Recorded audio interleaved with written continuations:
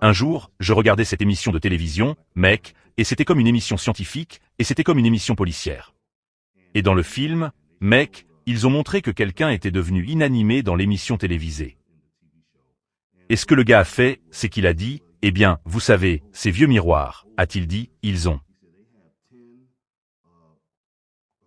chrome, nickel et argent au dos. Et il a dit, ces choses contiennent des images. Et il a dit, étant donné cet argent et tout ça, il a un. Nous pouvons y faire passer un courant électrique pour pouvoir le prendre, et nous pouvons faire passer un courant électrique à l'arrière de ceci ici, et nous pouvons voir des images du passé provenant de ce miroir. Et ils l'ont montré. Paix, c'est ton homme, pas de jugement, qui revient vers toi avec un peu de ce vrai discours très vite, mec. Et, mec, écoute, laisse-moi te mettre en garde à propos des miroirs.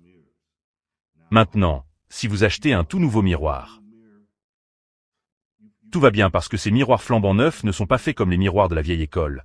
Mais les miroirs de la vieille école, ils ont ce genre de choses, comme vous appelez, ce que j'ai dit, de l'étain, de l'argent, du nickel et du chrome.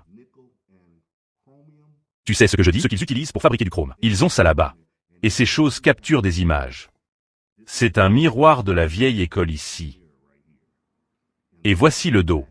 Maintenant, quand vous voyez ce truc qui est ici, que vous le sachiez ou non, il semble que ce soit clair et solide, mais il y a de petits pores à l'intérieur. Et ces pores capturent des images.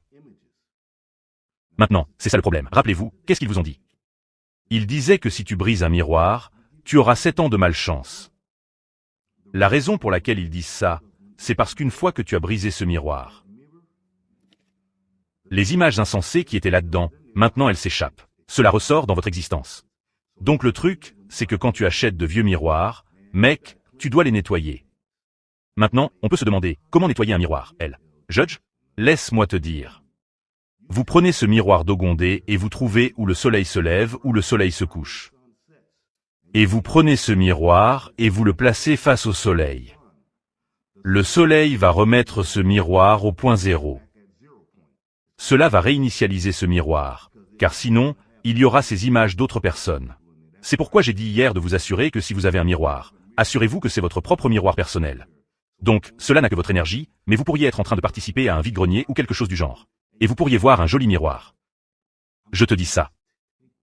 Écoutez, si vous trouvez un joli miroir dans un vide-grenier, un marché aux puces ou quoi que ce soit, ne mettez pas cet objet dans votre maison. Jusqu'à ce que tu nettoies au soleil cette chose dégueulasse. Parce que mec, tu vas apporter toutes sortes d'énergies différentes dans ta maison parce que ce miroir a vu un tas de choses différentes et toi non. Tu as assez de choses qui se passent dans ta vie. Vous n'avez pas besoin que les affaires de quelqu'un d'autre entrent dans votre existence. Et de toute façon, mec, c'est ton homme, elle judge. N'oubliez pas de nettoyer votre miroir.